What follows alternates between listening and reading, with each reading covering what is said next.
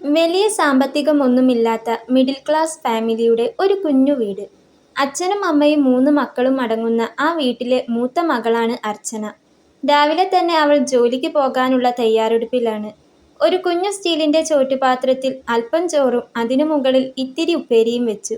ശേഷം ഒരു കുഞ്ഞു കറിപാത്രത്തിൽ കുറച്ച് കറിയും ഒഴിച്ച് അതൊരു കവറിൽ കെട്ടി അവളുടെ കുഞ്ഞു ബാഗിൽ ഒതുക്കി വെച്ചു. പിന്നെ കണ്ണാടിയിൽ നോക്കി നോക്കിയില്ല എന്ന പോലെ ഒന്നുകൂടെ ഡ്രസ്സിന്റെ ഷോൾ റെഡിയാക്കി അർച്ചന മുറ്റത്തേക്കിറങ്ങി. അർച്ചനയുടെ അച്ഛൻ രാഘവൻ അവിടെ നിന്ന് കുറച്ചു മാറിയുള്ള ഒരു ഹോട്ടലിലെ സഹായിയാണ്. അർച്ചന ടൗണിൽ തന്നെയുള്ള പേരുകേട്ട വലിയൊരു ഹോസ്പിറ്റലിൽ നേഴ്സുമാണ്. പുലർച്ചെ 7 മണിയാകുമ്പോഴേക്കും അവൾക്ക് ഡ്യൂട്ടിക്ക് കയറണം. അന്നും പതിവ് പോലെ തന്നെ ടൈമിന് ഹോസ്പിറ്റലിൽ എത്താനുള്ള ധൃതിയിലാണവൾ.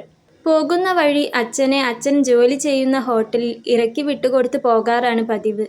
അർച്ചന അവളുടെ കുഞ്ഞു ബാഗുമെടുത്ത് മുറ്റത്തേക്കിറങ്ങി. മുറ്റത്തിന്റെ ഇറയത്ത് സൈഡാക്കി ചാരി വെച്ചിരുന്ന അവളുടെ സ്കൂട്ടറിനടുത്ത് ചെന്ന് ബാഗ് സ്കൂട്ടറിൽ വെച്ച് അതിൽ കയറിയിരുന്ന് സ്റ്റാർട്ടാക്കാൻ തുടങ്ങി. "അച്ഛാ, ഇറങ്ങിക്കേ, സമയം വൈകി." അർച്ചന സ്കൂട്ടറിൽ ഇരുന്നുകൊണ്ട് തന്നെ അച്ഛനെ വിളിച്ചു. "ഇതാ മോളെ എത്തി." അകത്തുനിന്ന് അച്ഛന്റെ മറുപടി വന്നു. അർച്ചനയുടെ അമ്മ സുമലതയും അപ്പോൾ ഉമ്മറത്തേക്ക് എത്തിയിരുന്നു. അർച്ചനയുടെ ശബ്ദം കേട്ടതും അപ്പുറത്തെ വീട്ടിലെ സൈനബത്താത്ത അടുക്കളയിൽ നിന്ന് തലയിട്ട് നോക്കി. എന്നിട്ട് അവരുടെ വീടിന്റെ വേലിക്കരികിലേക്ക് വന്നു. "സുമേ, ഞാൻ ഇന്നലെ അങ്ങോട്ട് വരണമെന്ന് വെച്ചതാ. പിന്നെ ഓരോ തിരക്കിലായപ്പോൾ കഴിഞ്ഞില്ല. ഒരു ചെറിയ വിശേഷമുണ്ട് ട്ടോ. ഫർസാന മോൾക്ക് വയറ്റിലുണ്ട്." സൈനബത്താത്ത സുമലതയോട് അപ്പുറത്തു നിന്ന് ഉറക്കെ വിളിച്ചു പറഞ്ഞു. "ആണോ സൈനബേ? മൂന്നാമത്തെ അല്ലേ? എന്നിട്ട് അവൾ നാട്ടിലേക്ക് വരുന്നുണ്ടോ?" സുമലത സൈനബത്താത്തയോട് ചോദിച്ചു. "ഏയ്, ഇപ്പൊ എന്തായാലും പെട്ടെന്ന് വരാൻ വഴിയില്ല. ഞാൻ പറഞ്ഞിട്ടില്ലേ, ഓര് അവിടെ ഗൾഫിൽ നല്ല നിലയിലാണ്. എന്തായാലും 5-ാം മാസം കഴിഞ്ഞിട്ട് ഇങ്ങോട്ട് ടിക്കറ്റ് എടുക്കാന്നാ ഇന്നലെ വിളിച്ചപ്പോ പറഞ്ഞത്. അതുവരെ അവിടെ നിൽക്കട്ടെ എന്ന് പറഞ്ഞു." "അതുകൊണ്ട് മാത്രം പറയല്ലാട്ടോ സുമേ. എന്തൊരു സ്നേഹാ പുയ്യാപ്ലക്ക് എന്നറിയാമോ? ഓളും മക്കളും എന്ന് വെച്ചാ ഓൻ ചാവും. മൂത്ത 2 മക്കളെയും ഓള് പെറ്റിട്ടു എന്നേ ഉള്ളൂ. ഓൻ തന്നെയല്ലേ നോക്കിക്കൊണ്ട് നടന്നത്. പണിക്ക് പോകുന്നതിനിടയിൽ കൂടെ വീട്ടിലെ എല്ലാ പണിയും ഓനെടുക്കും. 2 മക്കളെയും പെറ്റ് മാസം 5 തികയുന്നതിന് മുൻപ് ഓൻ കടൽ കടത്തി അങ്ങോട്ട് കൊണ്ടുപോയില്ലേ. അതുകൊണ്ട് ഇപ്പളത്തെ പേരിന്റെ കാര്യത്തിലും എനിക്ക് ബേജാറൊന്നുമില്ല. എന്നാലും പ്രസവം ഇവിടുന്ന് ആവണമല്ലോ. അതുകൊണ്ട് മാത്ര 5-ാം മാസം കഴിഞ്ഞിട്ട് ഇങ്ങോട്ട് വരാന്ന് പറഞ്ഞത്. ഇനി പ്രസവം അവിടെ വെച്ച് നടത്തണമെന്ന് വെച്ചാലും ഓൻ അവിടെ പണിക്ക് പണിക്കാരത്തികളെ വെച്ചോളും. ഓന് ഓളോട് അത്രയ്ക്ക് സ്നേഹമാന്നേ. അങ്ങനെ ഒരു മരോനെ കിട്ടിയത് ഇന്റെ ഭാഗ്യം, ഇന്റെ മോളുടെയും." സൈനബ പറഞ്ഞു. "എന്തായാലും രാവിലെ തന്നെ ഒരു നല്ല വാർത്ത കേൾക്കാനായല്ലോ. മക്കളെ കല്യാണം കഴിഞ്ഞ് അവർക്ക് വിശേഷമുണ്ടാകുന്നതൊക്കെ കേൾക്കുമ്പോൾ തന്നെ ഒരു സന്തോഷം. അല്ല, ഫർസാന മോൾക്ക് എന്നിട്ട് വേറെ കുഴപ്പമൊന്നുമില്ലല്ലോ? ഛർദിയോ അങ്ങനെ വല്ലതുമുണ്ടോ?" സുമലത ചോദിച്ചു. "ഇല്ലാന്നാ പറഞ്ഞത്. പക്ഷേ ഓളുടെ കാര്യമല്ലേ. 2 പ്രസവത്തിനും 2-ാം മാസം അങ്ങോട്ട് തുടങ്ങിയപ്പോഴാണ് നിൽക്കാത്ത ഛർദി വന്നത്. ഇനിയിപ്പോ ഇതെന്താ കഥ എന്ന് കണ്ടറിയണം." സൈനബ പറഞ്ഞു. "അർച്ചനേ, മോളെ." സൈനബ വേലിക്കരികിൽ നിന്ന് ഏന്തി നോക്കി അർച്ചനയെ വിളിച്ചു. "ഫർസാന ഇന്നലെ വിളിച്ചപ്പോഴും അന്റെ കാര്യം ചോദിച്ചിരുന്നു. അന്റെ കല്യാണം റെഡിയായില്ലേ എന്ന്." സൈനബത്താത്ത പറഞ്ഞപ്പോൾ അർച്ചന ചെറുതായി ഒന്ന് അവരുടെ മുഖത്ത് നോക്കി ചിരി വരുത്തി. പക്ഷേ മറുപടി ഒന്നും പറഞ്ഞില്ല. "അല്ല സുമേ, കഴിഞ്ഞ ആഴ്ച വന്ന ആലോചന എന്തായി? അവര് പിന്നെ വിവരം ഒന്നും പറഞ്ഞില്ല അല്ലേ?" സൈനബ അർച്ചനയുടെ കാര്യം സുമലതയോട് ചോദിച്ചു. "ഏയ് ഇല്ല, അവര് വിവരം തരാമെന്ന് പറഞ്ഞു പോയതാ. പിന്നെയൊന്നും അറിയില്ല." സുമലത നെടുവീർപ്പിട്ടു. "എന്നാ പിന്നെ ഇങ്ങക്ക് ആതിരയുടെ കല്യാണം നോക്കിക്കൂടെ സുമേ? ഇവൾക്ക് വേറെ ഏതെങ്കിലും ഒന്ന് അതിനിടയ്ക്ക് ശരിയാവുകയാണെങ്കിൽ അപ്പം നടത്താലോ. മൂത്തോളത് കഴിഞ്ഞിട്ട് നോക്കാന്നും വെച്ചു നിങ്ങളിങ്ങനെ പോയിക്കൊണ്ടിരുന്നാല് 2 കുട്ടികളും പൊരയിൽ നിന്നു പോവുകയേ ഉള്ളൂ. ഇവര് 2 ആളും മാത്രമല്ലല്ലോ, ഏറ്റവും ഇളയത് ഒരു ചെക്കനും കൂടിയില്ലേ. അവൻ പഠിത്തം കഴിഞ്ഞു വന്ന് ജോലി ശരിയായാൽ അവൻ കെട്ടും. അതുകൊണ്ട് പെൺകുട്ടികളുടെ കാര്യം വെച്ച് വൈകിപ്പിക്കാതിരിക്കുന്നതാ നല്ലത്." അർച്ചനയുടെ കാര്യം പിന്നെ നാട്ടുകാരൊക്കെ അറിയുന്നതുകൊണ്ട് നാട്ടുകാർ തന്നെ പറഞ്ഞു മുടക്കുന്നതാണ്.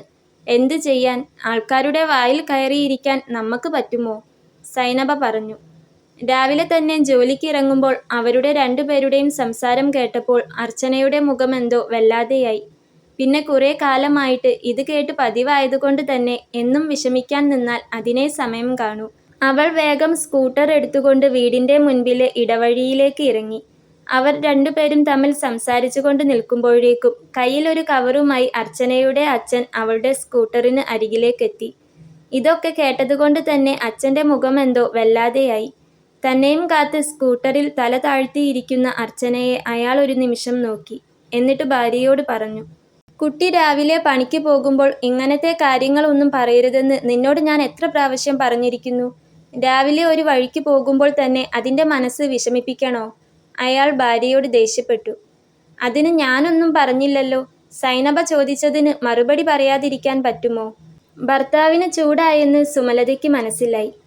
പിന്നെ നിന്നോട് വായടക്കാൻ എത്ര പ്രാവശ്യം പറഞ്ഞാലും കേൾക്കില്ല. നാട്ടുകാരോടൊപ്പം തന്നെ നീയും ഇത് പാടിക്കൊണ്ട് നടന്നോ? അച്ഛൻ അമ്മയോട് കുറച്ച് കനത്തിലാണ് പറഞ്ഞത്.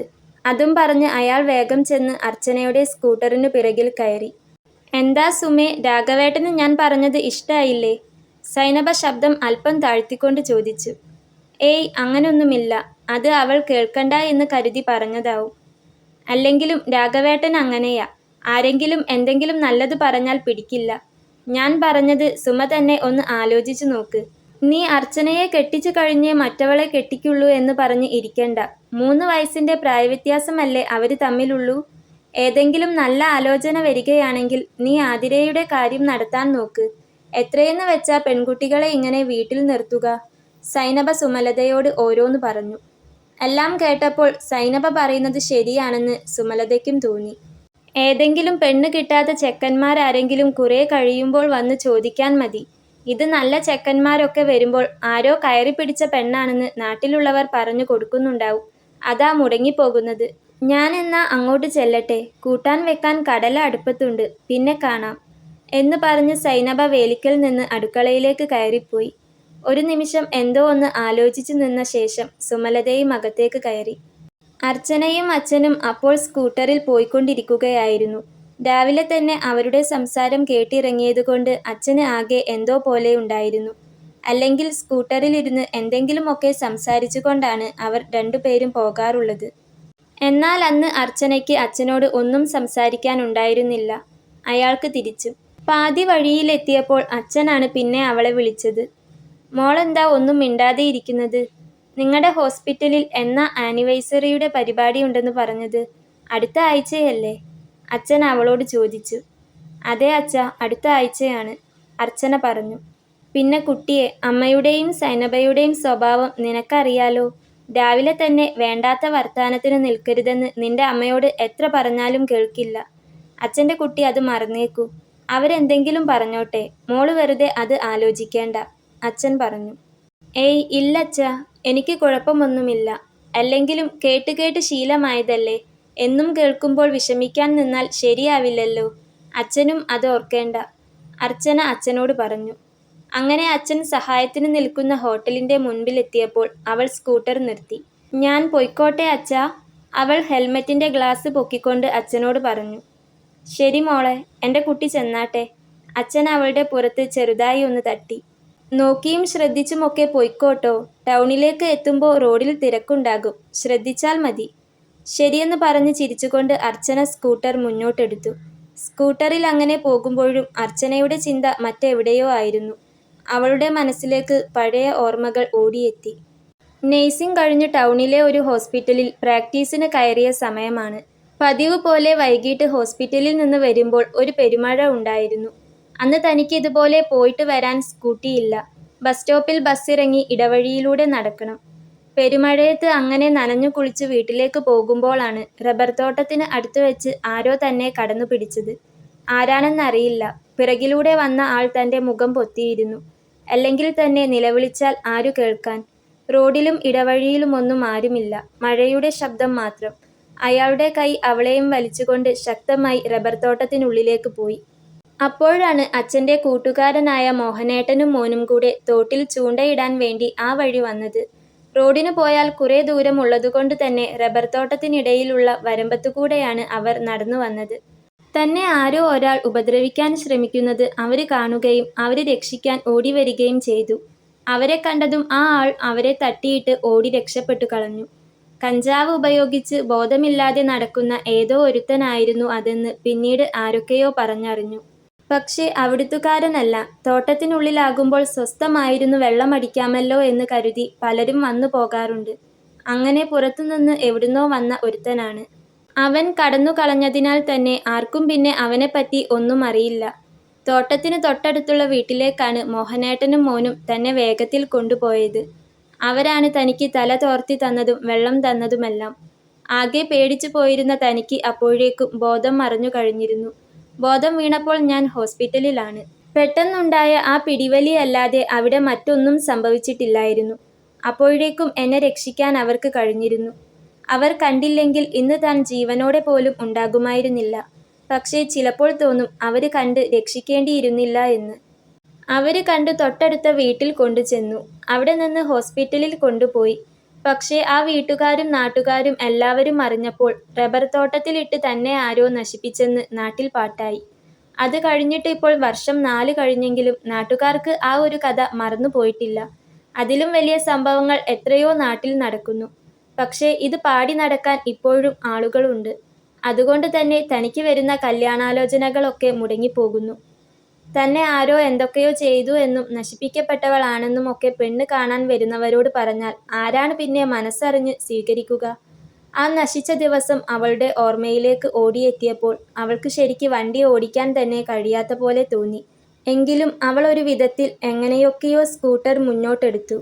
അവളുടെ ഓർമ്മകളും ചിന്തകളും ഒക്കെ അപ്പോഴും മറ്റേതോ ഒരിടത്തായിരുന്നു. തൻ്റെ ജീവിതം നശിപ്പിക്കപ്പെട്ട ദിവസം. ശപിക്കപ്പെട്ട ആ ദിവസത്തിൻ്റെ ഓർമ്മകൾ അവൾക്ക് എന്നും ഒരു അസ്വസ്ഥതയാണ്. എങ്ങനെ മറക്കാമെന്ന് വിചാരിച്ചാലും കല്യാണത്തിൻ്റെ കാര്യം പറയുമ്പോൾ എല്ലാവരും ആ നശിച്ച ദിവസത്തെക്കുറിച്ച് പറയും. വണ്ടി ഓടിച്ചുകൊണ്ടിരിക്കുമ്പോഴും അർച്ചനയുടെ കണ്ണ് നിറയുന്നുണ്ടായിരുന്നു. കലങ്ങിയ കണ്ണുകളോടെ തന്നെ അവൾ സ്കൂട്ടർ ഓടിച്ചു. പെട്ടെന്നാണ് അവളുടെ കയ്യിൽ ശക്തിയായി ഒരു മഴത്തുള്ളി വന്നു വീണത്. അവളൊന്ന് ചുമ്മാ മുകളിലേക്ക് നോക്കി. വീട്ടിൽ നിന്ന് ഇറങ്ങുമ്പോൾ മഴക്കാറ് ഒന്നും ഉണ്ടായിരുന്നില്ല. അതുകൊണ്ട് തന്നെ റെയിൻകോട്ട് എടുത്തിട്ടുമില്ല. 1-2 തുള്ളി കൂടി കയ്യിലേക്ക് പതിഞ്ഞപ്പോൾ ശക്തമായ മഴയുടെ വരവാണെന്ന് അവൾക്ക് തോന്നി. മഴയ്ക്ക് മുൻപ് വേഗത്തിൽ ഹോസ്പിറ്റലിലെത്താനായി അവൾ സ്കൂട്ടറിൻ്റെ വേഗത കുറച്ചുകൂടെ കൂട്ടി. പക്ഷേ ഒരു 5 മിനിറ്റിലധികം പോകേണ്ടി വന്നില്ല. അപ്പോഴേക്കും മഴ ശക്തിയിൽ പെയ്തു തുടങ്ങി.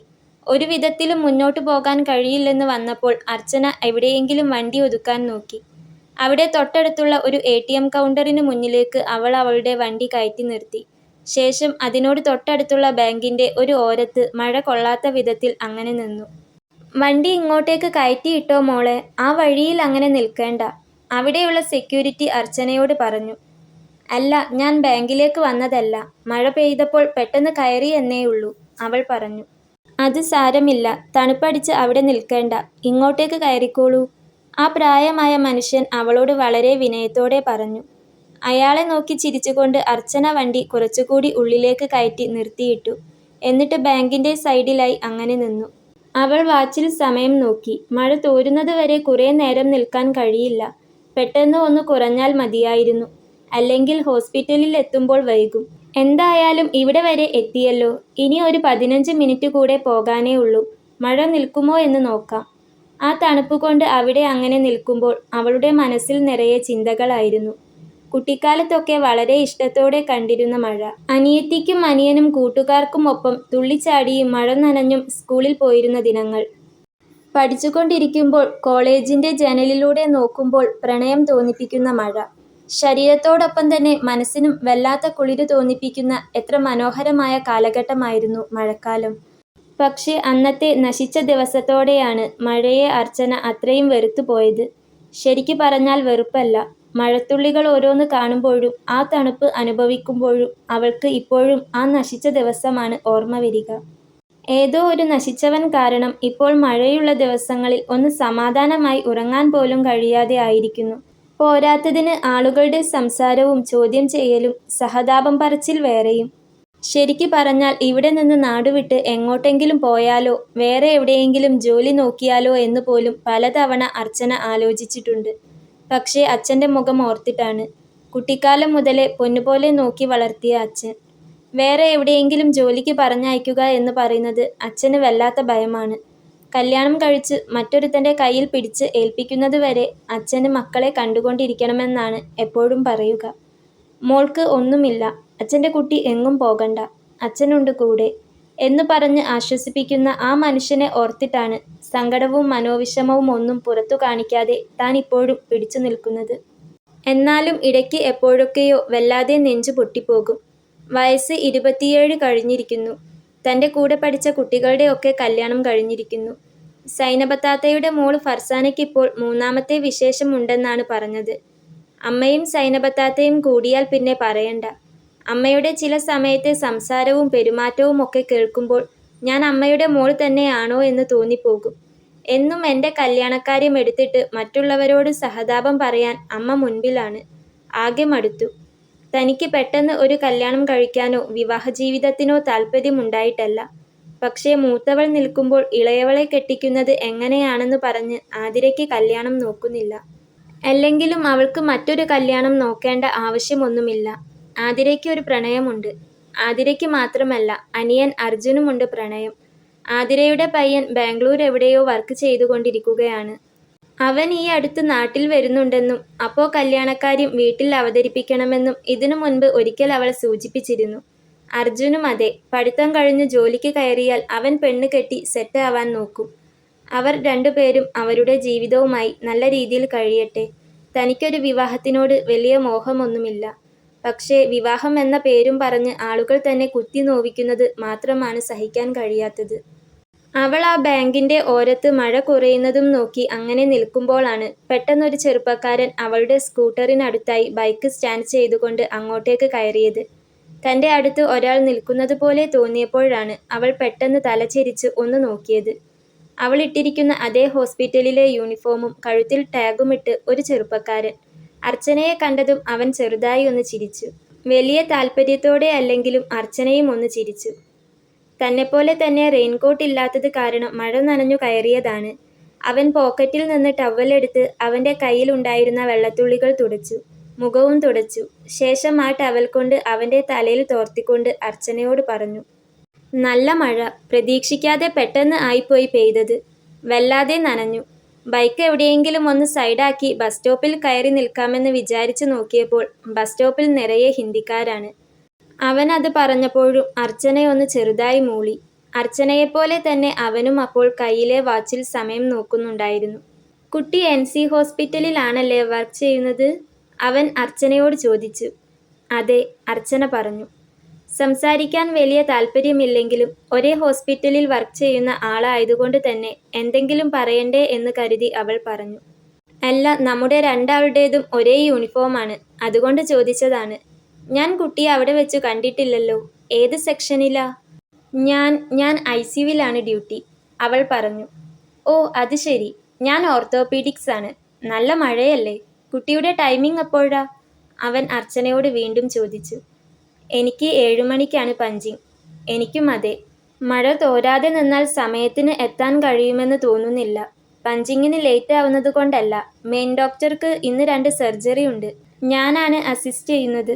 വൈകിയാൽ പണി പാളും. എന്താ ഇപ്പോൾ ചെയ്യുക?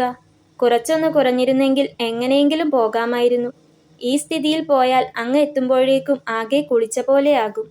അവൻ അത് പറഞ്ഞുകൊണ്ട് പോക്കറ്റിൽ കൈയിട്ട് റോഡിലേക്ക് അങ്ങനെ നോക്കി നിന്നു. അപ്പോഴാണ് അവിടെ ATMന് മുൻപിലേക്ക് ഒരു ഓട്ടോറിക്ഷ വന്നു നിന്നത്. ആ ഓട്ടോറിക്ഷക്കാരൻ ഓട്ടോ നിർത്തി നേരെ ATM കൗണ്ടറിലേക്ക് കയറി. അവൻ ആ ഓട്ടോ ഒന്ന് നോക്കി. എന്നിട്ട് പറഞ്ഞു, ഞാൻ ആ ഓട്ടോക്കാരനോടൊന്ന് ചോദിച്ചു നോക്കട്ടെ. ഒന്ന് ഹോസ്പിറ്റലിൽ വിടാൻ പറ്റുമെങ്കിൽ വലിയ ഉപകാരമായിരുന്നു. ഓട്ടോക്കാരൻ ATM കൗണ്ടറിൽ നിന്ന് ക്യാഷ് എടുത്ത് തിരികെ ഇറങ്ങിയപ്പോൾ അവൻ ഓട്ടോക്കാരനെ വിളിച്ചു. ചേട്ടൻ ടൗണിലേക്കാണോ? ഒന്ന് NC ഹോസ്പിറ്റലിൻ്റെ മുൻപിൽ വിടാമോ? സമയം വൈകി, അതുകൊണ്ടാ.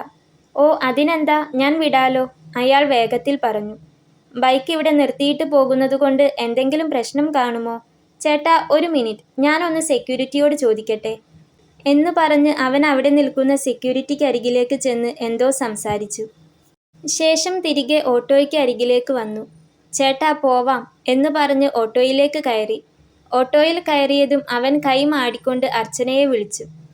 കുട്ടിയും അങ്ങോട്ടല്ലേ? 7 മണിക്ക് പഞ്ച് ചെയ്യേണ്ടതല്ലേ? കയറിക്കോളൂ. അല്ല, അത്... അർച്ചന ഒന്ന് നിന്ന് പരുങ്ങി. അവൻ അപ്പോൾ ഓട്ടോയിൽ നിന്ന് തിരിച്ചിറങ്ങി. എന്നിട്ട് അർച്ചനയ്ക്ക് അരികിലേക്ക് ചെന്നു.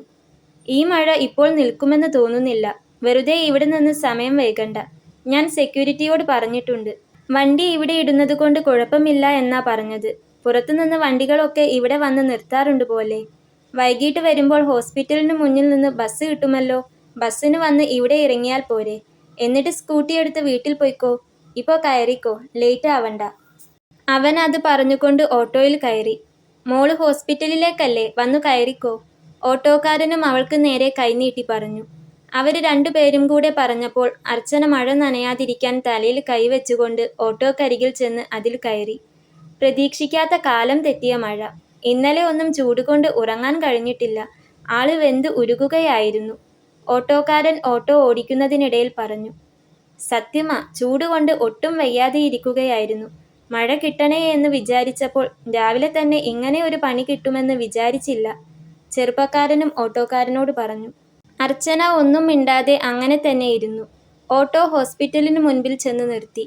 അർച്ചന ഓട്ടോയിൽ നിന്ന് ഇറങ്ങി പൈസ കൊടുക്കാനായി ബാഗ് തുറക്കുമ്പോഴേക്കും ചെറുപ്പക്കാരൻ ഇറങ്ങി അവൻ്റെ പോക്കറ്റിൽ നിന്ന് പൈസ എടുത്ത് അയാൾക്ക് കൊടുത്തു കഴിഞ്ഞിരുന്നു.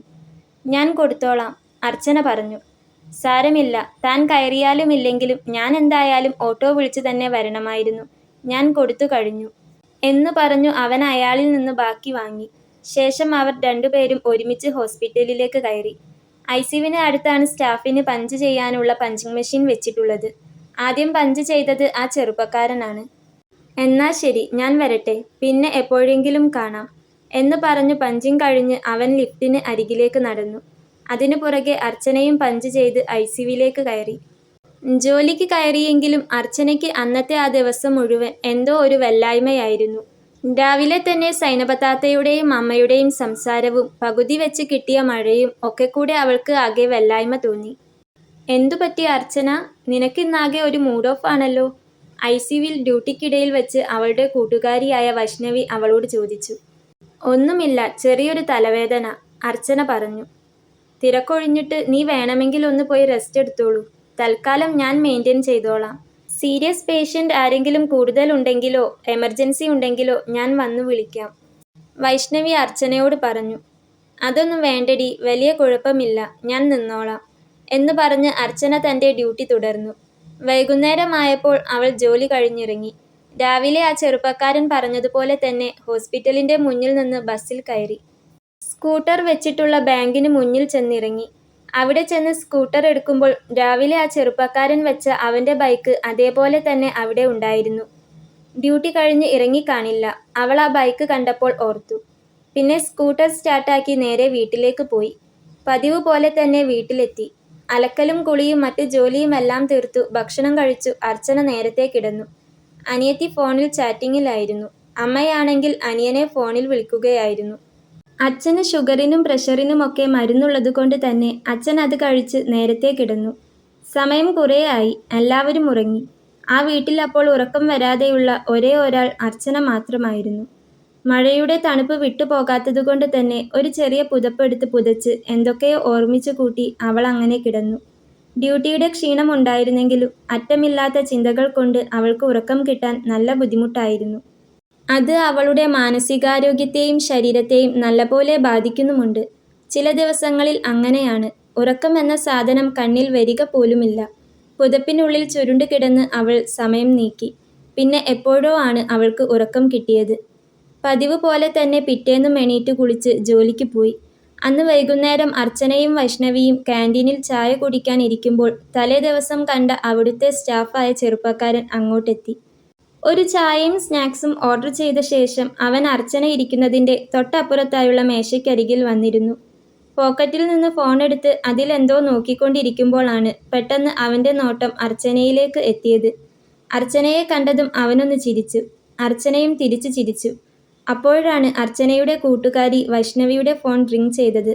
അവൾ ഫോണെടുത്തു. ഹലോ ഏട്ടാ, ഞാനിപ്പോൾ വരാം. ഡ്യൂട്ടി കഴിഞ്ഞു ക്യാൻറ്റീനിലുണ്ട്. ഏട്ടൻ കാർ പാർക്കിങ്ങിൽ നിന്നോളൂട്ടോ, ഞാൻ ദാ എത്തി, വൈഷ്ണവി ഫോണിൽ പറഞ്ഞു. എന്നിട്ട് ബാഗ് എടുത്ത് അർച്ചനയോട് പറഞ്ഞു. ആദർശേട്ടൻ വന്നിട്ടുണ്ട്, കാർ പാർക്കിങ്ങിൽ വെയിറ്റ് ചെയ്യുകയാണ്. എന്നാൽ ശരി, ഞാൻ ഇറങ്ങട്ടെ, നാളെ കാണാം. നീ ഇപ്പോൾ ഇറങ്ങില്ലേ? വൈഷ്ണവി അർച്ചനയോട് ചോദിച്ചു. ഞാൻ ഇറങ്ങും, ശ്രീദേവി മാഡത്തിന് ഫയലൊന്ന് കൊടുക്കാനുണ്ട്, അതുകൂടെ കൊടുത്തിട്ട് ഞാൻ ഇറങ്ങും. ഓക്കേ ഡി, എന്നാൽ ശരി, ബൈ, നാളെ കാണാം. വൈഷ്ണവി അത് പറഞ്ഞ് ചിരിച്ചുകൊണ്ട് ക്യാൻറ്റീനിൽ നിന്ന് പുറത്തേക്ക് നടന്നു. അർച്ചന വേഗത്തിൽ അവളുടെ ചായ കുടിച്ചു തീർത്ത് എഴുന്നേൽക്കാൻ പോകുമ്പോഴാണ് ആ ചെറുപ്പക്കാരൻ പെട്ടെന്ന് അവിടെ നിന്ന് എണീറ്റ് അവളുടെ മേശയിലേക്ക് വന്നിരുന്നത്. പെട്ടെന്ന് അവൻ അവിടേക്ക് വന്നിരുന്നപ്പോൾ അർച്ചനയ്ക്ക് എണീക്കാൻ കഴിഞ്ഞില്ല. ഒരാൾ വന്നിരിക്കുമ്പോൾ പെട്ടെന്ന് എണീറ്റ് പോകുന്നത് മോശമല്ലേ എന്ന് കരുതി അവൾ ഒരു നിമിഷം അവിടെ തന്നെ ഇരുന്നു. ഹായ്, ഡ്യൂട്ടി കഴിഞ്ഞോ? അവൻ അർച്ചനയോട് ചോദിച്ചു. കഴിഞ്ഞു. എനിക്ക് നാളെ മുതൽ നൈറ്റാണ്. അവൻ അത് പറഞ്ഞുകൊണ്ട് അർച്ചനയെ നോക്കി. എനിക്കും ഡ്യൂട്ടി ഷിഫ്റ്റായി. നാളെ മുതൽ നൈറ്റാണ്, അർച്ചന പറഞ്ഞു. അപ്പോൾ നമ്മൾ വേറെ സെക്ഷൻ ആണെങ്കിലും നാളെ മുതൽ രാത്രിയായിരിക്കുമല്ലേ ഡ്യൂട്ടി? അവൻ ചിരിച്ചു. അവൻ്റെ ഇങ്ങോട്ട് വന്നു കയറി അടുത്തിടപഴകിക്കൊണ്ടുള്ള സംസാരം അർച്ചനയ്ക്ക് ആദ്യം ഒന്നും ഇഷ്ടപ്പെട്ടില്ലെങ്കിലും പിന്നെ പിന്നെ സംസാരം കേട്ടപ്പോൾ ആളൊരു പാവമാണെന്ന് അവൾക്ക് തോന്നി. മോശമായി ഒന്നും സംസാരിക്കുന്നില്ലല്ലോ. അന്ന് മഴയത്ത് അവിടെ വെച്ച് കണ്ടു. ഒരേ ഹോസ്പിറ്റലിലായതുകൊണ്ട് സംസാരിച്ചു തുടങ്ങി. ആ ഒരു പരിചയത്തിൻ്റെ പുറത്തായിരിക്കും ഇപ്പോൾ തന്നെ കണ്ടപ്പോൾ സംസാരിക്കാൻ വന്നത്, അർച്ചന കരുതി. അല്ല, നമ്മൾ ഇന്നലെ കണ്ടു പരിചയപ്പെട്ടെങ്കിലും ഞാൻ തന്നോട് പേര് ചോദിച്ചില്ല. എന്താ പേര്? അവൻ അവളെ നോക്കി. അർച്ചന, അവൾ പറഞ്ഞു. അർച്ചന അല്ലേ? അവൻ വെറുതെ ഒന്നാ പേര് എടുത്തു പറഞ്ഞു. നിങ്ങൾ ICUവിൽ എത്ര സ്റ്റാഫുണ്ട് ഓൺ ഡ്യൂട്ടി ടൈം? അവൻ വെറുതെ എന്തെങ്കിലും ചോദിക്കണ്ടേ എന്ന് കരുതി ചോദിച്ചു. സീനിയർ നേഴ്സുമാർ 5 ആളുണ്ട്, പിന്നെ ഞങ്ങൾ 5 പേരും. ഓ, അപ്പോൾ ടോട്ടൽ 10 പേരുണ്ടല്ലേ? അവൻ ചോദിച്ചു. അതെ, എല്ലാവരും ICUവിലാണെങ്കിലും വേറെ സെക്ഷനാണ്. ഞാൻ മെയിനായി ഗൈനക്കിൻ്റെ പേഷ്യൻറ്റിനെയാണ് അസിസ്റ്റ് ചെയ്യുന്നത്. പെട്ടെന്നൊക്കെ പെയിനായിട്ട് വരുന്നവരെയും വല്ലാത്ത ബുദ്ധിമുട്ടായിട്ട് വരുന്നവരെയും നോക്കണം. ബാക്കി നേഴ്സുമാരൊക്കെ മറ്റു സെക്ഷനാണ്, അവൾ പറഞ്ഞു. ആ, ഓക്കെ, വെറുതെ ഒന്ന് അറിയാൻ വേണ്ടി ചോദിച്ചെന്നേയുള്ളൂ. എനിക്ക് ഇന്നും 3 സർജറിക്ക് അസിസ്റ്റ് ചെയ്യാനുണ്ടായിരുന്നു. 2 എണ്ണം കൈയുടെ എല്ല് പൊട്ടിയതും 1 കാലിനും. സർജറി കഴിഞ്ഞ് പിന്നെ റൂമിലെ റൗണ്ട്സിന് പോയി വരുമ്പോൾ ആകെ ക്ഷീണിക്കും, അവൻ അർച്ചനയോട് പറഞ്ഞു. അവൾ ചിരിച്ചു. ഞാൻ ഇറങ്ങട്ടെ, എനിക്ക് മാഡത്തിനെ ഒരു ഫയൽ ഏൽപ്പിക്കാനുണ്ട്. ശരി എന്ന് പറഞ്ഞ് അർച്ചന ബാഗ് എടുത്തിട്ട് എഴുന്നേറ്റു. ഓക്കെ, പിന്നെ കാണാം, അവൻ ചിരിച്ചു. അവൾ ഓക്കെ എന്ന് പറഞ്ഞ് തിരിഞ്ഞു നടക്കുമ്പോഴാണ് അവൻ പിറകിൽ നിന്ന് വിളിച്ചത്. അർച്ചന. അവൾ പെട്ടെന്ന് തിരിഞ്ഞു നോക്കി. അവൻ അപ്പോൾ അവൾക്കരികിലേക്ക് വന്നു. ഒന്നുമില്ലെങ്കിലും നമ്മൾ ജസ്റ്റ് പരിചയപ്പെട്ടില്ലേ? ഇന്നലെ കണ്ടു, ഇന്ന് കണ്ടു, ഒരു സ്ഥലത്ത് വർക്ക് ചെയ്യുന്നു. ആ ഒരു നിലയ്ക്ക് എൻ്റെ പേരെങ്കിലും തനിക്കൊന്ന് ചോദിച്ചുകൂടെ? അവൻ അത് ചോദിച്ചപ്പോൾ അർച്ചനയ്ക്കാകെ എന്തോ പോലെയായി. കാരണം ഒരിടത്ത് വർക്ക് ചെയ്യുന്ന സ്റ്റാഫാണ്. ഇന്നലെ മഴയത്ത് ഒരുമിച്ചാണ് വന്നത്. ഇന്ന് കണ്ട് കുറച്ചു നേരം സംസാരിക്കുകയും ചെയ്തു. എൻ്റെ പേരും കാര്യങ്ങളും ഒക്കെ ചോദിച്ചു. ആ ഒരു ഫോർമാലിറ്റിക്കെങ്കിലും എനിക്കൊന്ന് തിരിച്ച് പേര് ചോദിക്കാമായിരുന്നു. സോറി, ഞാൻ എന്തോ ഓർമ്മയിൽ വിട്ടുപോയതാണ്. എന്താ പേര്? അവൾ പതിയെ അത് ചോദിച്ചുകൊണ്ട് അവനെ നോക്കി. എൻ്റെ പേര് അഭിഷേക്, അഭിഷേക് ശ്രീധരൻ, അവൻ പറഞ്ഞു. ഇതിപ്പോൾ ഞാൻ തന്നോട് പറഞ്ഞ് പേര് ചോദിപ്പിച്ച പോലെ ആയല്ലേ? സാരമില്ല, അവൻ സൗമ്യമായി അവളെ നോക്കി ചിരിച്ചു. സോറി, വിട്ടുപോയതാ. ഇറ്റ്സ് ഓക്കെ ഡോ, ഞാൻ ചുമ്മാ പറഞ്ഞെന്നേയുള്ളൂ. എന്നാൽ ശരി, തൻ്റെ കാര്യം നടക്കട്ടെ, പിന്നെ കാണാം, അവൻ പറഞ്ഞു. ശരിയെന്ന് പറഞ്ഞ് അർച്ചന അവിടെ നിന്നിറങ്ങി. ജോലി കഴിഞ്ഞ് അന്നും പതിവ് പോലെ അർച്ചന വീട്ടിലെത്തി. പിറ്റേന്നും ജോലിക്ക് പോയി. അവളുടെ ദിവസങ്ങൾ മാറ്റങ്ങളൊന്നുമില്ലാതെ മുന്നോട്ട് പോയിക്കൊണ്ടിരുന്നു. അതിനിടയ്ക്ക് ഞായറാഴ്ചകളിൽ നടക്കുന്ന പെണ്ണുകാണൽ ചടങ്ങ് പതിവ് പോലെ നടന്നെങ്കിലും വലിയ മാറ്റമൊന്നും ഉണ്ടായില്ല. ആർക്കാടി എൻ്റെ കുട്ടിയോട് ഇത്ര ദേഷ്യം? വന്ന് കണ്ടു പോകുന്നവരെയൊക്കെ നാട്ടുകാർ ഓരോന്ന് പറഞ്ഞ് മുടക്കുകയാണ്. ഇതിനു മാത്രം എൻ്റെ കുട്ടിക്കൊന്നും സംഭവിച്ചില്ലല്ലോ. ഏതോ ഒരു തെമ്മാടി മോളെ പിടിച്ചു വലിച്ചതിന് എൻ്റെ കുട്ടി എന്ത് ചെയ്യാനാ? അർച്ചനയുടെ കല്യാണം ഓരോന്നായി മുടങ്ങുന്നതിൻ്റെ വിഷമത്തിൽ ഒരു ദിവസം അച്ഛൻ ഉമ്മറക്കോലായിലിരുന്ന് കരഞ്ഞു പറഞ്ഞു. അത് കേട്ടുകൊണ്ടാണ് അമ്മ അങ്ങോട്ട് ചെന്നത്. നമ്മുടെ നാട്ടുകാരല്ലേ, കുന്നിക്കുരുവോളം മതി, അവർ കുന്നോളം പെരുപ്പിച്ചു പറയും. നമ്മുടെ മോളുടെ കാര്യം മാത്രമല്ല, ഈ നാട്ടിലുള്ള എത്ര ആൺപിള്ളേരുടെ കല്യാണം മുടങ്ങിപ്പോകുന്നുണ്ട്. ഇവിടുത്തുകാർ അങ്ങനെയാണ്. ഒന്നുകിൽ ഇവിടെ നിന്ന് വേറെ എങ്ങോട്ടെങ്കിലും മാറി താമസിക്കണം, അല്ലെങ്കിൽ പിന്നെ ഇനി അർച്ചനയുടെ കാര്യം നിർത്തിവെച്ചിട്ട് ആതിരയുടെ കാര്യം നോക്കണം. ഇവളുടേത് നടന്നിട്ട് അവളെ കെട്ടിക്കാമെന്ന് വെച്ചാൽ 2 പെൺകുട്ടികളും ഇവിടെ കിടക്കുകയേയുള്ളൂ. നിങ്ങൾക്കും എനിക്കും ആയുസ്സുള്ള കാലത്തോളം നമ്മൾ ഉണ്ടാകുമെന്ന് കരുതാം. അത് കഴിഞ്ഞാലോ, ഇവർക്ക് ആരുണ്ടാകും? അർച്ചനയുടെ കാര്യം തൽക്കാലം അവിടെ നിൽക്കട്ടെ, നമുക്ക് ആതിരയുടെ കല്യാണം നടത്താം, അമ്മ അച്ഛനോട് പറഞ്ഞു. ആതിരയ്ക്കും പ്രായമായി വരികയാണ്, അതെനിക്കറിയാം. പക്ഷേ എൻ്റെ കുട്ടി ഇങ്ങനെ നിൽക്കുമ്പോൾ എങ്ങനെയാടി ഇളയവളെ പിടിച്ച് കെട്ടിക്കുന്നത്? അച്ഛൻ പറഞ്ഞു. നിങ്ങൾ അതും പറഞ്ഞുകൊണ്ടിരുന്നോ? എത്ര കാലമായി ഇവളുടെ കല്യാണം നോക്കിക്കൊണ്ടിരിക്കുന്നു? ഞാൻ പറഞ്ഞില്ലേ, നമ്മുടെ നാട്ടുകാർ നന്നാവില്ല. അവളുടെ കല്യാണം പെട്ടെന്ന് നടത്താമെന്ന് നിങ്ങൾ കരുതുകയും വേണ്ട. ഇപ്പോൾ നിങ്ങൾ ഞാൻ പറയുന്നത് അങ്ങോട്ട് കേട്ടാൽ മതി. ബാംഗ്ലൂർ ജോലിയുള്ള ഒരു പയ്യന് ആതിരയെ ഇഷ്ടമാണെന്ന് അവൾ എന്നോട് ചെറുതായി ഒന്ന് സൂചിപ്പിച്ചിരുന്നു. അവൻ്റെ ബന്ധുക്കൾ അവളെ കാണാൻ വന്നോട്ടെ എന്ന് ചോദിക്കുന്നുണ്ടത്രേ. നമ്മൾ വെറുതെ ഇവളെ കാര്യവും പറഞ്ഞ് അതിൻ്റെ ഭാവി കൂടി ഇല്ലാതാക്കേണ്ട. നിങ്ങളൊന്ന് സമ്മതിക്ക്. ഇപ്പോൾ ആതിരയുടെ കാര്യം നോക്കാം. പിന്നെ അർച്ചനയുടേത് ദൈവനിശ്ചയം പോലെ നടക്കുമ്പോൾ നടക്കട്ടെ. അമ്മ അച്ഛനോട് ഓരോന്നൊക്കെ പറഞ്ഞുകൊണ്ടിരുന്നു. അച്ഛൻ ചാരുകസേരയിൽ ചാരിയിരുന്ന് കുറച്ചുനേരം എന്തൊക്കെയോ ആലോചിച്ചു. അമ്മ പറഞ്ഞതുപോലെ പിറ്റേ ആഴ്ച തന്നെ ആതിരയുടെ കാമുകന്റെ വീട്ടുകാർ അവളെ പെണ്ണു കാണാനായി വന്നു. രണ്ടു കൂട്ടർക്കും അങ്ങോട്ടും ഇങ്ങോട്ടും താല്പര്യമായതുകൊണ്ട് തന്നെ ആ കല്യാണം ഏകദേശം ഉറച്ചു. അപ്പോഴും ചുറ്റുമുള്ളവരും ബന്ധുക്കളുമൊക്കെ അർച്ചനയെ ഒരു സഹതാപത്തോടെയായിരുന്നു കണ്ടുകൊണ്ടിരുന്നത്. ആ സഹതാപം മാത്രമായിരുന്നു അർച്ചനയ്ക്ക് ഒട്ടും ഇഷ്ടമല്ലാത്തത്. താൻ നശിപ്പിക്കപ്പെട്ട, ഒന്നിനും കൊള്ളാത്ത ഒരു പെൺകുട്ടിയാണെന്ന് തനിക്ക് തന്നെ ആഴത്തിൽ തോന്നുന്ന രീതിയിലായിരുന്നു ബന്ധുക്കളുടെ ചോദ്യവും ചിലരുടെ കുത്തുവാക്കുകളും. പക്ഷേ എന്ത് ചെയ്യാം, ഒക്കെ വിധി. അവൾക്ക് ജീവിതത്തോട് തന്നെ വെറുപ്പ് തോന്നി. അപ്പോഴേക്കും വീട്ടിൽ തൊട്ടടുത്ത മാസം ഒരു തീയതി കണ്ട് ആതിരയുടെ വിവാഹനിശ്ചയത്തിനുള്ള ഡേറ്റ് ഉറപ്പിച്ചു. അർച്ചന പതിവ് പോലെ എന്നും ഹോസ്പിറ്റലിൽ പോയി തിരികെ വന്നുകൊണ്ടിരുന്നു. പക്ഷേ അതിനിടയ്ക്ക് അഭിഷേകും അർച്ചനയും ഹോസ്പിറ്റലിൽ വെച്ചും ലാബിൽ വെച്ചും ക്യാൻറ്റീനിൽ വെച്ചും ലിഫ്റ്റിൽ വെച്ചുമൊക്കെ കാണുകയും സംസാരിക്കുകയും ഒക്കെ ചെയ്യുന്നുണ്ടായിരുന്നു. വളരെ സ്നേഹത്തോടെയും ഇഷ്ടത്തോടെയുമുള്ള പെരുമാറ്റവും അഭിഷേകിൻ്റെ ചിരിക്കുന്ന മുഖവുമൊക്കെ അർച്ചനയ്ക്ക് മനസ്സിൽ എവിടെയോ സന്തോഷം കൊടുക്കുന്നുണ്ടായിരുന്നു. തുടക്കത്തിലുണ്ടായിരുന്ന ചെറിയ പരിചയം പിന്നീട് അങ്ങോട്ട് വലിയ സൗഹൃദമായി വളർന്നു. ഒരു ദിവസം നൈറ്റ് ഷിഫ്റ്റ് കഴിഞ്ഞ് അർച്ചന രാവിലെ വീട്ടിലേക്ക് ഇറങ്ങാൻ നിൽക്കുമ്പോഴാണ് ഐസിയുവിൻ്റെ വാതിൽക്കൽ അർച്ചനയെ തേടി അഭിഷേക് എത്തിയത്. ഡ്യൂട്ടി കഴിഞ്ഞോ? അഭിഷേക് അവിടെ വന്നുകൊണ്ട് അവളോട് ചോദിച്ചു. കഴിഞ്ഞു, ഇറങ്ങാൻ പോകുന്നു. അർച്ചന ചിരിച്ചു. അഭിഷേകിൻ്റെ ഡ്യൂട്ടി കഴിഞ്ഞില്ലേ? അവൾ ചോദിച്ചു. കഴിഞ്ഞു. എനിക്കൊരു കാര്യം സംസാരിക്കാനുണ്ടായിരുന്നു. താനൊന്ന് എൻ്റെ കൂടെ ക്യാൻറ്റീനിൽ വരാമോ? അഭിഷേക് അവളോട് ചോദിച്ചു. തെല്ലൊരു സംശയത്തോടെ അവൾ അവനെ നോക്കി. എന്താ കാര്യം, പറഞ്ഞോളൂ, അവൾ പറഞ്ഞു. താനൊന്ന് വാ, ഒരു 10 മിനിറ്റ്. നമുക്ക് ക്യാൻറ്റീനിലിരിക്കാം. ഞാൻ അവിടെ കാണും. ഒന്ന് വാ കേട്ടോ, പ്ലീസ് എന്ന് പറഞ്ഞ് അഭിഷേക് ക്യാൻറ്റീനിലേക്ക് നടന്നു. ഡ്യൂട്ടി കഴിഞ്ഞ് ഡ്രസ്സ് മാറി ബാഗും എടുത്തുകൊണ്ട് അർച്ചനയും ക്യാൻറ്റീനിലേക്ക് പോയി. അർച്ചന അവിടെ എത്തിയപ്പോൾ അഭിഷേക് ക്യാൻറ്റീനിൽ ഇരിക്കുന്നുണ്ട്. ക്യാൻറ്റീനിൻ്റെ വാതിൽക്കൽ അർച്ചനയെ കണ്ടതും അഭിഷേക് ദൂരെ നിന്ന് കൈ കാണിച്ച് അവളെ വിളിച്ചു. അർച്ചന മെല്ലെ നടന്ന് അവനരികിലേക്ക് ചെന്നു. ഇരിക്കി. അഭിഷേക് അത് പറഞ്ഞുകൊണ്ട് അവൾക്ക് കസേര നീക്കിയിട്ട് കൊടുത്തു. അർച്ചന അവിടെ ഇരുന്നു. എന്താ കാര്യം? അർച്ചന അവനോട് ചോദിച്ചു. പറയാം. നിനക്ക് കോഫി ഓർഡർ ചെയ്യട്ടെ, അല്ലെങ്കിൽ ചായ മതിയോ? അവൻ ചോദിച്ചു. എനിക്ക് എന്തായാലും മതി, അർച്ചന പറഞ്ഞു. അഭിഷേക് അവിടെ ചെന്ന് ചായയ്ക്ക് ഓർഡർ കൊടുത്ത ശേഷം തിരികെ വന്നു.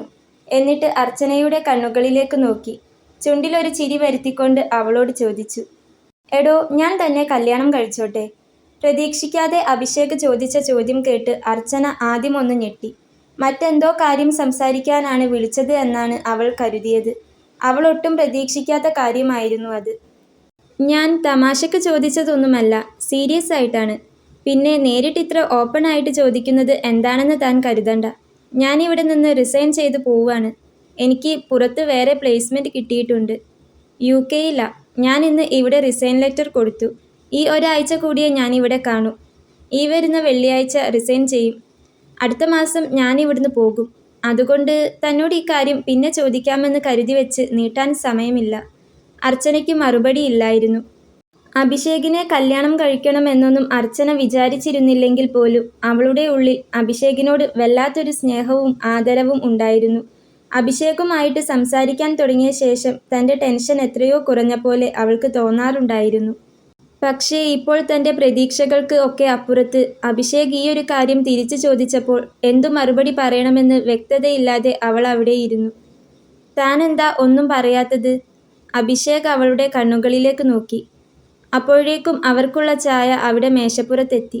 അവൻ അതിലൊരു ചായ ഗ്ലാസ് അവൾക്ക് നേരെ നീട്ടി വെച്ചു കൊടുത്തു. എന്നിട്ട് പറഞ്ഞു. താൻ ചായ കുടിക്കി. ഞാനത് ചോദിച്ചു എന്ന് കരുതി താൻ ടെൻഷൻ ആവാനൊന്നുമില്ല കേട്ടോ. എന്നിട്ട് അവൻ അവൻ്റെ ചായ ഗ്ലാസ് എടുത്ത് ചുണ്ടോട് ചേർത്ത് ഒരൽപ്പം കുടിച്ചു.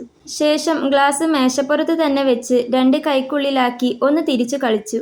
എന്നിട്ട് പറഞ്ഞു, കുറേ കാലമായി അർച്ചന പല ഹോസ്പിറ്റലിലും ജോലി ചെയ്യുന്നു. ബാംഗ്ലൂര് കുറച്ചു കാലം ജോലി ചെയ്തു. പിന്നെ അച്ഛന് സുഖമില്ലാതായപ്പോഴാണ് നാട്ടിലേക്ക് തന്നെ പോന്നത്. അച്ഛന് ബ്ലോക്ക് വന്നിരുന്നു. ഇപ്പോൾ സർജറി ഒക്കെ കഴിഞ്ഞ് റെസ്റ്റിലാണ്. അതിനിടയ്ക്ക് പെങ്ങളെ കല്യാണം കഴിച്ചു. അതിൻ്റെ കടം വേറെ ബാക്കിയുണ്ട്. ഓടിട്ട ചെറിയൊരു വീടായിരുന്നു ഞങ്ങളുടേത്. പെങ്ങളുടെ കല്യാണമാകുമ്പോഴേക്കും അത് പുതുക്കി പണിതു. ഒന്നും കയ്യിൽ കാശുണ്ടായിട്ട് ചെയ്തതല്ല. അവിടുന്നും ഇവിടുന്നും റോൾ ചെയ്തും സാലറി സർട്ടിഫിക്കറ്റ് വെച്ച് കടമെടുത്തുമൊക്കെ ഇതുവരെ ഒപ്പിച്ചു. അതിനിടയ്ക്ക് പെങ്ങളെ പ്രസവം, അച്ഛൻ്റെ ഓപ്പറേഷൻ ഒക്കെ കൂടെ ഒരു വഴിക്കായി. അത്യാവശ്യം എടുത്താൽ പൊങ്ങാത്ത കടം എനിക്കിപ്പോൾ തന്നെയുണ്ട്. അതുകൊണ്ട് ഇനിയും ഇവിടെ നിന്നാൽ ശരിയാവില്ല. എൻ്റെ കൂടെ പഠിച്ച ഇക്ബാൽ UK-യിലാണ് ജോലി ചെയ്യുന്നത്. അവൻ്റെ കെയർ ഓഫിലാ ഈ വിസ ശരിയാക്കിയെടുത്തത്. ഇവിടുത്തേക്കാൾ 5 ഇരട്ടി സാലറി ഉണ്ട്. പോയി കഴിഞ്ഞാൽ ഒരു 5-6 മാസങ്ങൾ കൊണ്ട് തന്നെ കടങ്ങളൊക്കെ സെറ്റിൽ ചെയ്യാവുന്നതേയുള്ളൂ. കുടുംബത്തിൻ്റെ പ്രാരാബ്ധവും മറ്റുമൊക്കെ ചെറിയ പ്രായത്തിലെ എടുത്ത് തലയിൽ വെച്ചവനാ ഞാൻ. അച്ഛന് കുറേ കാലമായി ഹാർട്ട് സംബന്ധമായ പ്രശ്നമുണ്ട്. സ്കൂൾ പഠിത്തത്തിനിടയിലൂടെയൊക്കെ പാർട്ട് ടൈമായി പല ജോലിക്കും പോകുമായിരുന്നു ഞാൻ. എൻ്റെ ചെലവിനുള്ള ക്യാഷ് ഉണ്ടാക്കാനും വീട്ടിലേക്ക് എന്തെങ്കിലും സഹായിക്കാനും. മതിയായടോ. വീടിനും വീട്ടുകാർക്കും വേണ്ടി ഓടി ഓടി ആകെ തളർന്നു. നാട്ടിലെ ശമ്പളം കൊണ്ട് ഒന്നും ഒരു കറിക്ക് അടുക്കുന്നില്ല. എല്ലാം ഒന്ന് ഒതുങ്ങി ഒരു ഭാഗത്തായിട്ട് വിവാഹം നോക്കാം എന്നായിരുന്നു കരുതിയിരുന്നത്. പക്ഷേ ഉള്ളിൻ്റെ ഉള്ളിൽ എവിടെയോ ഒരു കൂട്ടു വേണമെന്ന ഒരു തോന്നൽ. ഇനിയിപ്പോൾ UK-യിൽ പോയി 3-4 വർഷം കഴിഞ്ഞ് തിരിച്ചു വന്ന് നാട്ടിൽ പെണ്ണ് കണ്ട് കല്യാണമൊക്കെ ശരിയായി വരുമ്പോഴേക്കും ഒരു സമയമെടുക്കും. ഞാൻ പറഞ്ഞില്ലേ, എൻ്റെ കൂട്ടുകാരൻ ഇക്ബാൽ, അവൻ അവിടെ എല്ലാം ഏർപ്പാടാക്കിയിട്ടുണ്ട്. പോകുന്നതിനു മുൻപ് വിവാഹം കഴിച്ചാൽ ഭാര്യയെയും കൊണ്ടുപോകാം. അങ്ങനെ ചിന്തിച്ചപ്പോൾ എനിക്കും ഒരു തോന്നൽ. ഒറ്റയ്ക്ക് പോകാൻ മടിയുണ്ടായിട്ടല്ല, പക്ഷേ ഒരു കൂട്ടുണ്ടാകുമല്ലോ എന്ന് കരുതി. മനസ്സിൽ ആദ്യം തോന്നിയത് തൻ്റെ മുഖമാണ്. ഞാൻ ഇതുവരെ തന്നോട് പറഞ്ഞില്ലെന്നേ ഉള്ളൂ. തന്നെ കണ്ട അന്നു മുതൽ തന്നെ ആരോടും തോന്നാത്തൊരിഷ്ടം എൻ്റെ ഉള്ളിൽ തന്നോടുണ്ടായിരുന്നു.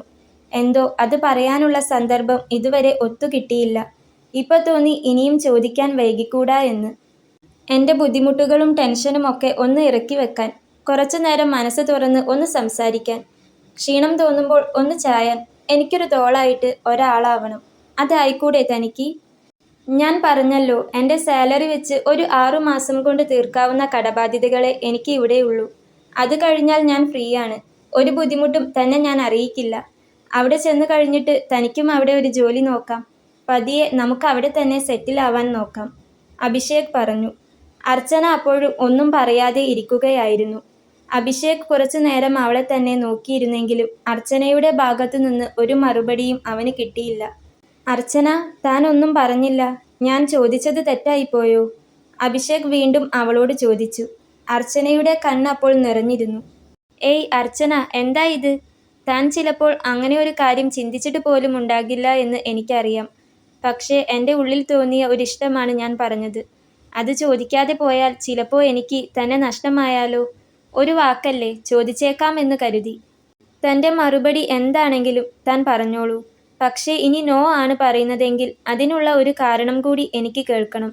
എന്നെ വിവാഹം ചെയ്യാൻ താല്പര്യമില്ലാഞ്ഞിട്ടാണെങ്കിലോ തനിക്ക് വേറെ ലവർ ഉണ്ടെങ്കിലോ ഇറ്റ്സ് ഓക്കെ, ഞാൻ പോയേക്കാം. പ്ലീസ് അർച്ചന. അവൻ ഒന്നുകൂടെ അവളെ തന്നെ നോക്കി. അർച്ചന അപ്പോൾ അവളുടെ നിറഞ്ഞു വന്ന കണ്ണു തുടച്ചു. അർച്ചന, ടെൻഷൻ ആവല്ലേ. അല്ലെങ്കിൽ ഇപ്പോൾ പറയണ്ട. താൻ വീട്ടിൽ ചെന്ന് ആലോചിച്ചിട്ട് നാളെ പറഞ്ഞാലും മതി. താൻ ചായ കുടിക്കി, അഭിഷേക് വീണ്ടും പറഞ്ഞു. അർച്ചന അപ്പോൾ അവളുടെ ബാഗിൽ നിന്ന് ടവലെടുത്ത് അവളുടെ കണ്ണ് തുടച്ചു. എന്നിട്ട് തൻ്റെ മുന്നിൽ വെച്ചിരിക്കുന്ന ചായ എടുത്ത് അല്പം കുടിച്ചു. പിന്നെ അഭിഷേകിനോട് മെല്ലെ പറഞ്ഞു. അഭിഷേക് പറഞ്ഞല്ലോ, ഉത്തരം എന്താണെങ്കിലും അതിനുള്ള കാരണം കൂടി പറയണമെന്ന്. കാരണം എനിക്ക് വേറെ ലവർ ഉള്ളതുകൊണ്ടൊന്നുമല്ല അഭിഷേക്. അഭിഷേകിന് അറിയാത്ത ഒരു പാസ്റ്റ് എനിക്കുണ്ട്. അർച്ചന പറഞ്ഞു തുടങ്ങിയപ്പോൾ അഭിഷേക് കണ്ണെടുക്കാതെ അവളെ തന്നെ നോക്കിയിരിക്കുകയായിരുന്നു. അർച്ചന പണ്ട് തനിക്ക് സംഭവിച്ചു പോയ ആ അപകടവും വീട്ടിലെ കാര്യങ്ങളും വരുന്ന കല്യാണാലോചനകൾ മുടങ്ങിപ്പോകുന്ന കാര്യങ്ങളുമെല്ലാം പതിയെ അഭിഷേകിനോട് പറഞ്ഞു. അഭിഷേക് എല്ലാം അതിശയത്തോടെ കേട്ടിരുന്നു. ഇപ്പോൾ സഹോദരിയുടെ വിവാഹം ഉറപ്പിച്ചതടക്കം പറഞ്ഞു കഴിഞ്ഞപ്പോഴേക്കും വീണ്ടും അർച്ചനയുടെ കണ്ണിൽ നിന്ന് തോരാത്ത കണ്ണുനീർ വന്നിരുന്നു. ഇനി അഭിഷേക് തന്നെ പറ, ഇങ്ങനെ ഒരാളെ അഭിഷേകിന് എന്തിനാ? അഭിഷേകിന് ഇണങ്ങിയ വേറെ നല്ല കുട്ടിയെ കിട്ടും. എന്നെ വിട്ടേക്ക് അഭിഷേക്. അഭിഷേകിനോടുള്ള ഇഷ്ടക്കുറവ് കൊണ്ടല്ല, ഇഷ്ടം കൊണ്ടാണ് ഞാൻ പറയുന്നത്. അത് പറഞ്ഞുകൊണ്ട് അർച്ചന വീണ്ടും അവളുടെ കണ്ണുനീരിനെ മറയ്ക്കാനായി ചുണ്ടിൽ വീണ്ടും ചിരി പടർത്താൻ നോക്കി. എല്ലാം കേട്ട് കഴിഞ്ഞപ്പോഴും അഭിഷേക് അവളുടെ കണ്ണിലേക്ക് തന്നെ നോക്കിയിരിക്കുകയായിരുന്നു. കുറച്ചു നേരത്തേക്ക് അവൻ അവളോട് മറുപടി ഒന്നും പറഞ്ഞില്ല. എന്നാൽ ഞാൻ പോട്ടെ. അഭിഷേക് ഇവിടെ നിന്ന് പോവുകയാണെന്ന് അറിഞ്ഞതിൽ വിഷമമുണ്ട്. പക്ഷേ എന്തു ചെയ്യാം, ഓരോരുത്തരുടെ സാഹചര്യം വെച്ച് പോയല്ലേ പറ്റൂ. എല്ലാം നല്ലതിനാവട്ടെ, അർച്ചന പറഞ്ഞു. അഭിഷേക് അപ്പോൾ പ്രതീക്ഷിക്കാതെയാണ് അവളുടെ കയ്യിൽ പിടിച്ചത്. അവൻ കയ്യിൽ പിടിച്ചതും അർച്ചന അതിശയത്തോടെ അവനെ തന്നെ നോക്കി. അവൻ അവളുടെ വലതുകൈ അവൻ്റെ 2 കൈകളിലേക്കും ചേർത്ത് മുറുക്കിക്കൊണ്ട് പറഞ്ഞു, ഞാൻ നേരത്തെ ചോദിച്ചതിനുള്ള ഉത്തരം താൻ എനിക്ക് തന്നില്ല. അർച്ചന ഒരു നിമിഷം അവനെ തന്നെ നോക്കി. തനിക്ക് എന്നെ കല്യാണം കഴിക്കാമോ? അവൻ വീണ്ടും ചോദിച്ചു. അഭിഷേക്, അർച്ചനയുടെ സ്വരത്തിൽ ഇടർച്ച വീണു. ഞാൻ പറഞ്ഞത് അപ്പോൾ അഭിഷേകിന് മനസ്സിലായില്ലേ? എനിക്ക് മനസ്സിലായി. എല്ലാം മനസ്സിലാക്കിക്കൊണ്ട് തന്നെയാണ് ഞാൻ ചോദിക്കുന്നത്. നമ്മളൊക്കെ മെഡിക്കൽ ഫീൽഡ് അല്ലേ അർച്ചന? പഠനകാലത്ത് എത്ര മൃതദേഹങ്ങൾ നമ്മൾ കാണുന്നു. അതിൽ എത്ര അവയവങ്ങളെക്കുറിച്ച് പഠിക്കുന്നു. ജീവൻ പോയി കഴിഞ്ഞാൽ കത്തിച്ചു കളയുകയോ മണ്ണിൽ വെക്കുകയോ ചെയ്യുന്ന വെറും ശരീരങ്ങൾ മാത്രമാണ് നമ്മൾ ഓരോരുത്തരും. ഭാഗ്യം കൊണ്ട് വീണു കിട്ടുന്ന ഈ മനുഷ്യജന്മത്തിൽ നമുക്ക് അഹങ്കരിക്കാൻ മാത്രം ഒന്നും തന്നെയില്ല. മനസ്സിനേക്കാൾ വലിയ വില ശരീരത്തിനുണ്ടെന്ന് ഞാൻ കരുതുന്നുമില്ല. പിന്നെ താൻ പറഞ്ഞതുപോലെ ഏതോ ഒരുത്തൻ തന്നെ അപകടപ്പെടുത്താൻ നോക്കിയെന്ന് കരുതി തനിക്കൊന്നും സംഭവിച്ചിട്ടില്ലല്ലോ. ഇനി അങ്ങനെ സംഭവിച്ചിട്ടുണ്ടെങ്കിൽ തന്നെ ഞാൻ തന്നെ സ്വീകരിക്കും. നമ്മൾ പണ്ട് മഴക്കാലത്തൊക്കെ സ്കൂൾ വിട്ട് വീട്ടിലേക്ക് പോകുമ്പോൾ നമ്മുടെ ഡ്രസ്സിലും ദേഹത്തുമൊക്കെ ചിലപ്പോൾ ചളി തെറിക്കാറില്ലേ? എന്നിട്ട് നമ്മൾ എന്താ ചെയ്യുക? നമ്മൾ വീട്ടിലെത്തിക്കഴിഞ്ഞാൽ നന്നായി ഒന്ന് സോപ്പിട്ട് കുളിച്ച് ആ ചളി കഴുകിക്കളയും. അല്ലാതെ എന്നും ആ ചളിയും വെച്ചോണ്ടിരിക്കില്ലല്ലോ. അന്ന് സംഭവിച്ചതൊക്കെ താൻ അങ്ങനെ കണ്ടാൽ മതി. നാട്ടുകാർ എന്തു വേണമെങ്കിലും പറഞ്ഞോട്ടെ, അതൊന്നും എനിക്ക് പ്രശ്നമല്ല. I don't care. തനിക്ക് താല്പര്യമുണ്ടെങ്കിൽ, എന്നെ ഇഷ്ടമാണെങ്കിൽ ഞാൻ എൻ്റെ വീട്ടുകാരെ അങ്ങോട്ട് പറഞ്ഞയക്കട്ടെ. I love you Archana, really love you. Abhishek അത് പറഞ്ഞ് അവളുടെ കൈ ഒന്നുകൂടെ മുറുകെ പിടിച്ചു.